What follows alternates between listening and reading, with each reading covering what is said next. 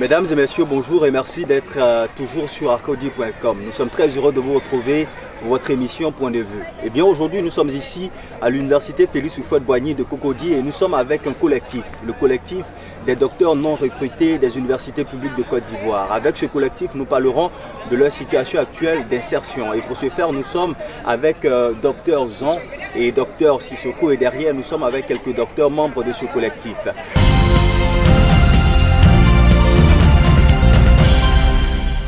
Docteur Zon, bonjour. Bonjour. Merci à vous et merci aux membres de votre collectif. Merci d'avoir accepté donc notre invitation. Je le disais tantôt, nous parlerons de votre situation actuelle d'intégration. Mais avant, hier mardi, nous étions à la Tour C au ministère de l'Enseignement supérieur de Côte d'Ivoire. Et bien ce collectif composé essentiellement de docteurs IETER pour faire entendre sa voix. Et nous allons dans cet élément vous proposer de suivre un peu l'ambiance qui y a prévalu.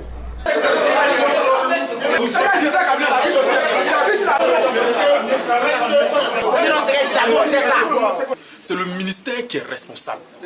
Depuis plus de 2 ans, vous constatez qu'il y a un blocage. Vous êtes entièrement responsable de cette situation.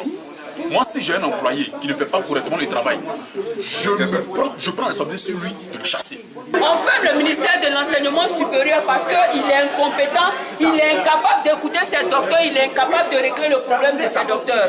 Depuis 2 ans, il n'y a pas eu de recrutement. Bakayoko Liramata, depuis qu'elle est venue, elle n'a rien fait de bon concrètement. Qu'elle nous excuse parce qu'elle est notre chère maître, mais il faut qu'on se fasse entendre. Si elle ne peut pas régler nos problèmes, elle n'a qu'à démissionner. Moi, je parle toujours à la DRH au niveau de l'université Félix-Boigny. On n'a jamais affiché un recrutement. Aujourd'hui, ce qui est affiché là-bas, c'est le concours de la fonction publique qui est affiché à la DRH de l'université Cocody. Un pays ne peut pas être émergent dans 4 ans avec près de 800 docteurs au chômage. Le problème justement de recrutement commence quand concrètement, quelle année?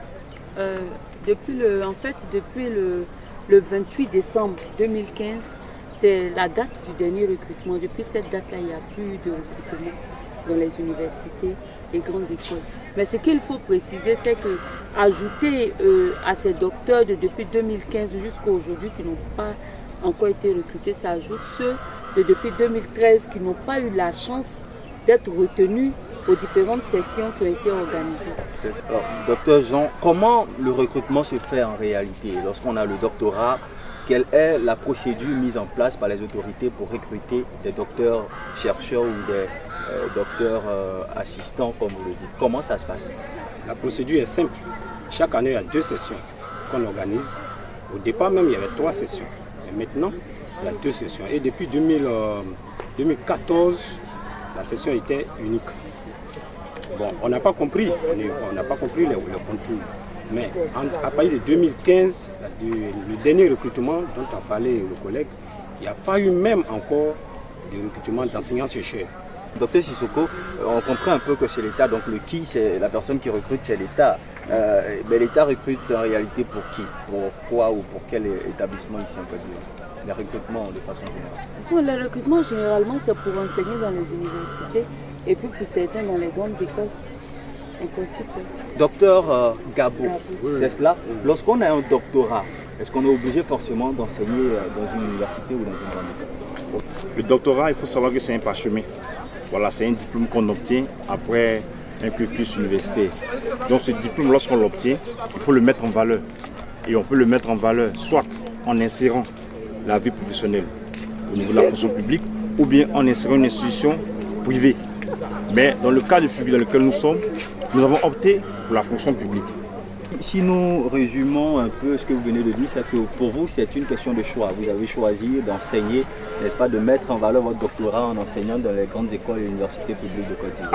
Absolument. Merci beaucoup. Dans vos différentes revendications, docteur Zon, il y a notamment le droit de quittance.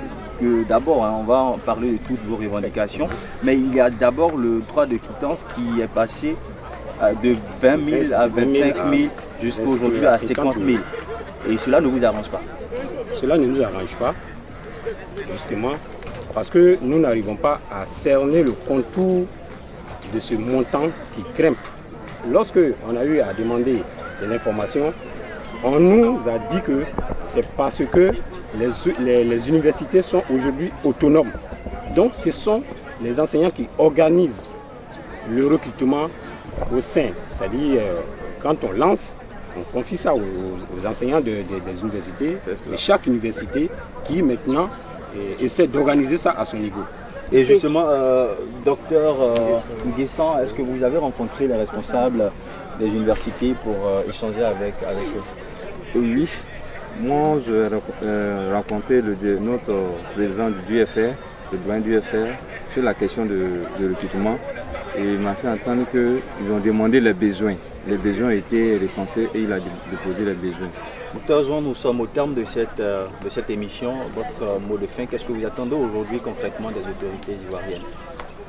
Merci. Ce que nous attendons des autorités, d'abord, c'est de lancer le recrutement. Tant au niveau de la fonction publique, au niveau du ministère de l'économie et des finances, au niveau des universités, au niveau du ministère de l'enseignement supérieur, qui se mettent ensemble pour lancer le recrutement. Comme mot de fin, j'aimerais dire et lancer cette adresse à Monsieur le Président de la République. L'heure est grave. Vos étudiants que vous avez formés sont arrivés en fin de formation et ont maintenant le doctorat en main. Que doivent-ils en faire?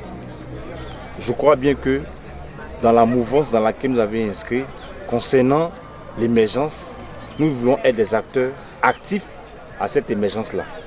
Aujourd'hui, nous demandons à ce que Monsieur le Président, son Excellence M. Alassane Ouattara, prenne en main ce problème pour qu'il puisse trouver écho favorable auprès de nos responsables, notamment le ministère de l'Enseignement supérieur et également des présidents des différentes universités publiques, et voire de nos chers maîtres et doyens. Mesdames et messieurs, nous vous disons merci. Merci de nous avoir suivis et restez toujours sur acodi.com parce que l'information continue.